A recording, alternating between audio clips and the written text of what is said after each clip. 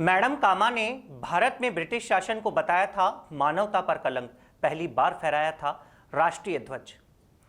भीकाजी रुस्तम कामा madam भारतीय मूल की पारसी नागरिक थी, जिन्होंने लंदन, जर्मनी और अमेरिका की यात्रा कर वहां पर भारत की आज़ादी के पक्ष में माहौल बनाने का अहम काम किया था।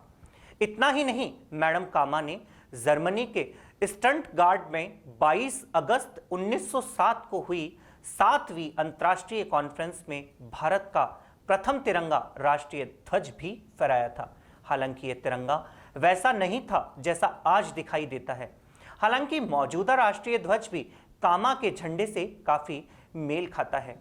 राणा जी और कामाजी द्वारा निर्मित यह भारत का प्रथम तिरंगा राष्ट्र ध्वज आज भी गुजरात के भावनगर स्थित सरदार सिंह राणा के पुत्र और भाजपा नेता राजू भाई राणा के घर सुरक्षित रखा गया है।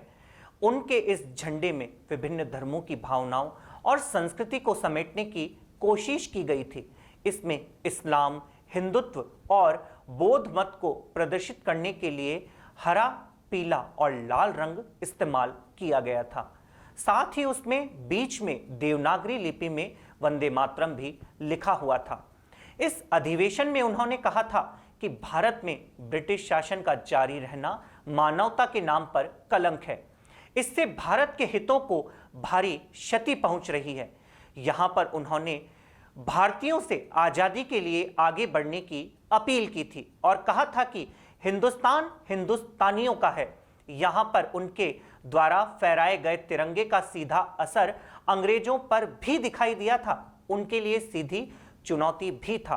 वो पेरिस से वंदे मातरम और तलवार पत्र का प्रकाशन भी करती थी, जो वहां पर रहने वाले प्रवासियों के बीच काफी लोकप्रिय था। मैडम कामा ने लंदन में दादा भाई नौरोजी के निजी सचिव के तौर पर भी काम किया था।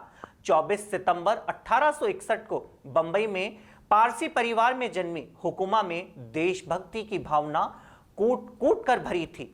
1902 में वो लंदन आई और ब्रिटिश शासन के खिलाफ और भारत की आजादी के लिए झंडा बुलंद किया। आजादी की अलग जगाने वाली इस महिला को दुनिया के कई अखबारों ने अपने पेज की सुर्खियों के रूप में जगह दी थी।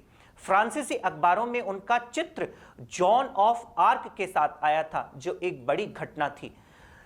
13 अगस्त 1936 को उन्होंने मुंबई में अंतिम सांस ली थी। वंदे मातरम।